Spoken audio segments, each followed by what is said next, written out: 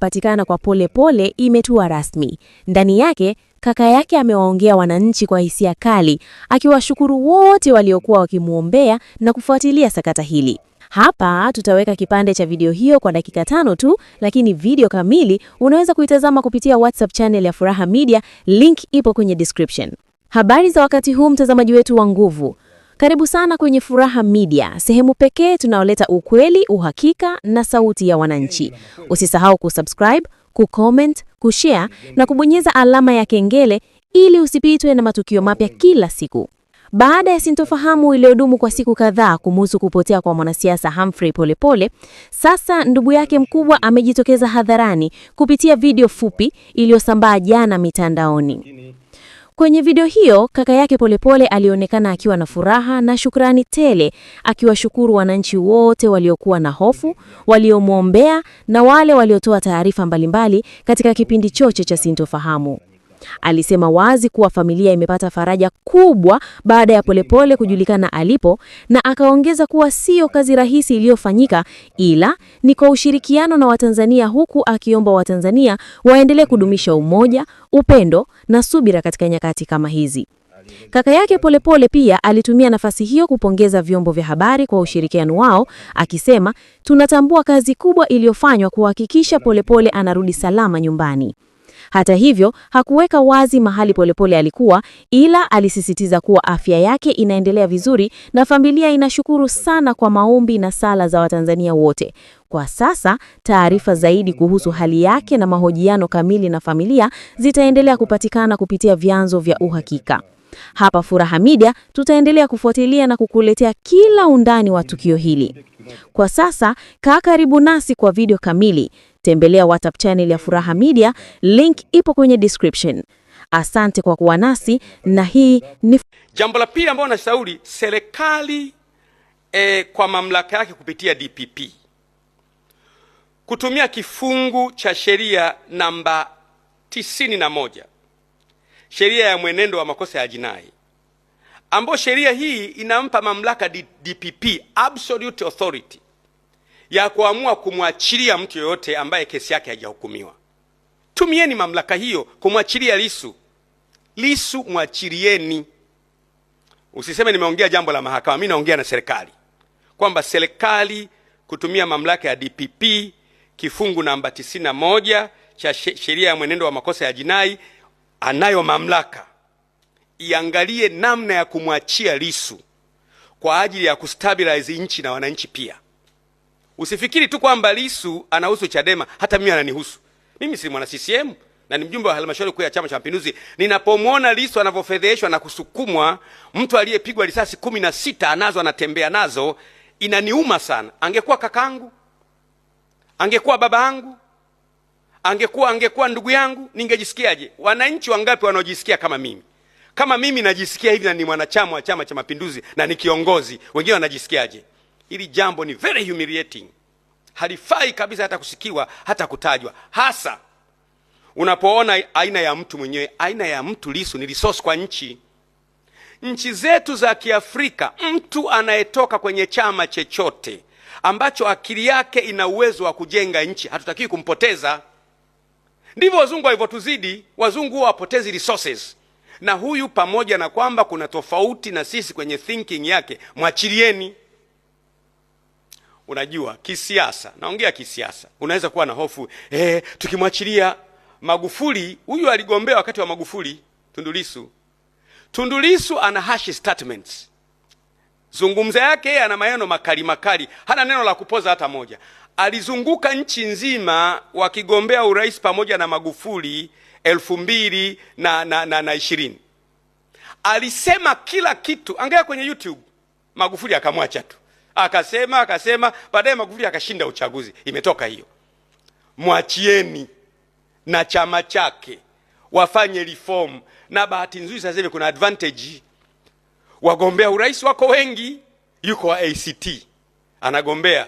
Wako si wangapi sasa hivi wanagombea, kama 4 au 5. Wagombea wa vyama vya upinzani watakuwa ni wengi. CCM tutashinda. Hakuna haja ya kumretain mtu namna hiyo. Haipo haja. Watu wote kwenye mioyo yao kuna kitu wanawaza. You don't do that. You don't do that. Nikupe mfano ambao ni hatari na shauri. Uko naye huyo mtu sasa amemeza risasi 16. Na kwa mjibu wa madaktari kuna risasi nyingine hiyo kwenye uti wa mgongo anatembea nayo. Suppose amepata matatizo sasa. Kwa sababu wanadamu huwa hatujui mwili wa mtu unaweza kuwa na complication natural. Uko naye wewe amepata matatizo, kwa mfano kafa, amekufia mkononi, wananchi wataamini kwamba amekufa natural death? Na kuuliza mimi naye kushauri, wananchi wataamini kwamba amekufa natural death? Na baada ya yeye kufa viongozi wa dini watasemaje? Wananchi watasemaje? Familia yake itasemaje? Nchi itakuwaje? Huwezi kuriski na mambo ambayo you can handle. Mimi nashangaa washauri wengine, unashaurije mambo ya namna hii? This is very simple. Mwachieni huyu aji mobilize na chama chake, waje kwenye mapambano na vyama vingine, wakutae na sisi, tunawapiga. Biashara inaisha na nchi baada ya hapo wameshindwa kwenye box la kula. Nchi inakuwa murwa na salama. Unaogopa nini? Kwa mimi nashauri ushauri wangu kwamba kifungu hicho kina mamlaka DPP kufuta kesi ambayo haijahukumiwa wakati wowote. Na kwenye kifungu hivi DPP ana mamlaka kamili kabisa. Na huwezi kukana DPP ni mteule wa rais. Kwa hiyo nasema DPP, lakini mtu anayejua kutafasiri vitu unanielewa anamaanisha nini. Nchi hii ni yetu sote. Tendeni haki ili watu wote wafurahi kuishi katika nchi yao, na muwaondolee polisi mizigo ya vurugu na kutuliza ghasia kila wakati. Kwa mfano, nawaambia watu mara nyingi, kwa mfano, tumesema nipokuwa bungeni mimi nimesukuma sana kuhusu maono ya taifa. Nisema kwamba nchi lazima iwe na maono. Hakuna nchi ambayo imeendelea kwa awamu 4, 5, 6, 7. Nchi huwa zinaendelea zinapokuwa na maono ya maendeleo ya muda mrefu, long term plan.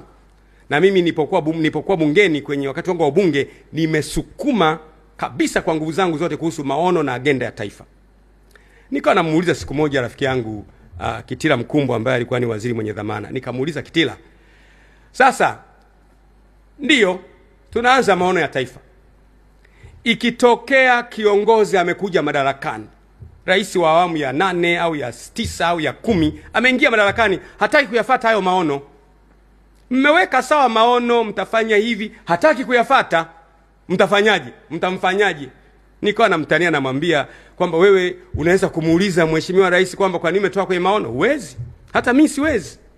Sasa pamoja na kutengeneza maono, mnayalindaje haya maono? Akaniambia, bwana, tunayalinda kwa sababu safari hii maono yatakapokamilika tutayaleta bungeni ili yapitishwe bungeni yawe sheria. Kwa hiyo mtu asipoyafuata atakuwa amevunja sheria ya nchi. Nikamwambia, sheria ngapi zinavunjwa? Sheria nyingi zinavunjwa na watu. Na wewe huwezi kumuuliza mkubwa kwamba umevunja sheria, lakini tungekuwa na vyombo hivi imara sasa. Hivi vyombo kwa maana ya jeshi la wananchi, jeshi la polisi, jeshi la magereza, uhamiaji, idara ya usalama, vyombo hivi kwa pamoja na wakuu wake vingekuwa ndio walinzi wa maono ya taifa letu. Jeshi ndio organ peke yake duniani ambalo huwa lina move kwa haraka na kwa amri. Namba 2 ni wazalendo. Unajua watu huwa wanachekesha wakati mwingine ukimuuliza kwamba hivi katika nchi mzalendo namba 1 ni nani? Watu wengi kisiasa wanasema mzalendo namba 1 ni mheshimiwa rais. Kisiasa ni mheshimiwa rais. Lakini kihalisia sio. Mzalendo namba 1 kwenye nchi kihalisia ni wanajeshi. Kwa sababu wao wanatoa uhai kwa ajili ya nchi yao. Sisi wanasiasa si wazalendo namba 1, ni wazalendo namba 1 kisiasa tu. Lakini mwanajeshi anakwenda vitani ama afe ama aishi kutetea nchi yetu, kutetea watu wake, na mshahara wake ule ule. Someone willing to die for our country. Huyo ndio mzalendo namba 1. Kwa hiyo polisi ndio wazalendo namba 1 ambao wanatoka wenyewe usiku kupambana na majambazi, anaweza kupigwa risasi akafa. Wazalendo namba 1 wale. Jeshi la magereza ndio wazalendo namba 1, wanajitolea kulinda wahalifu. Wanaweza kuumizwa, wanaweza kufa. Jeshi la uhamiaji pia na idara ya usalama wa taifa ni wazalendo namba 1. Kwa hiyo practically kihalisia ukiulizwa, wazalendo namba 1 ni askari wetu. kwa sababu they are willing to give their lives for their nations. Sisi wanasiasa unaitwa ndio Mheshimiwa Rais ni mzalendo namba moja, lakini itokee vita sasa. Hawezi kwenda uwanja wa mapambano, waandishi wa habari, eti amekwenda kule ni mzalendo namba moja, hawezi. Atakuwa mjini. Lakini wanajeshi, polisi wetu, magereza, uhamiaji, idara ya usalama wa taifa ni wazalendo namba moja katika nchi. Tukiwajali hawa, mambo yanakwenda vizuri.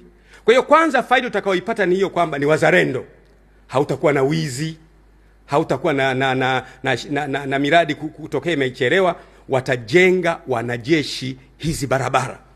Wakijenga barabara mwisho wa mwaka watakuwa na dividend. Wanajeshi watagawana gawio la faida ya kampuni ya ujenzi wa barabara ya jeshi. Kila pesa itamwagia kwa mwanajeshi, mwanajeshi atakuwa na pesa mfukoni. Atakuwa na pesa kujumlisha uzalendo wake. Anakuwa na uwezo wa kuwalindia nchi hasa. Hii itasaidia sana sana. Jambo hilo ni hivyo kwa polisi. Polisi wanaweza kuwa na kampuni ya umeme. Tunatumia fedha ya kutosha kwa ajili ya kujenga umeme. Na wenyewe pia vile vile wakawa na jenga. Sio lazima polisi wenyewe wa mafundi umeme. Polisi wanaweza kuajiri watu wenye uwezo wa kuhendo mambo ya umeme. Kukawa na makampuni makubwa chini ya polisi lakini ya kutengeneza umeme. Tenda zote za umeme katika nchi, kujenga mabwawa, wanapewa polisi. Wakipewa polisi at the end of the day, mwisho wa mwaka polisi watu wanakuwa na dividend. Pesa yote ambayo tumeitumia kwa ajili ya ujenzi wa nchi, kujenga barabara, kujenga miundombinu ya umeme, itabaki kwa jeshi la wananchi, itabaki kwa polisi wetu. Polisi wetu leo wanapigwa na vumbi barabarani mle, hawana hela mfukoni. Kwa hiyo ingesaidia sana.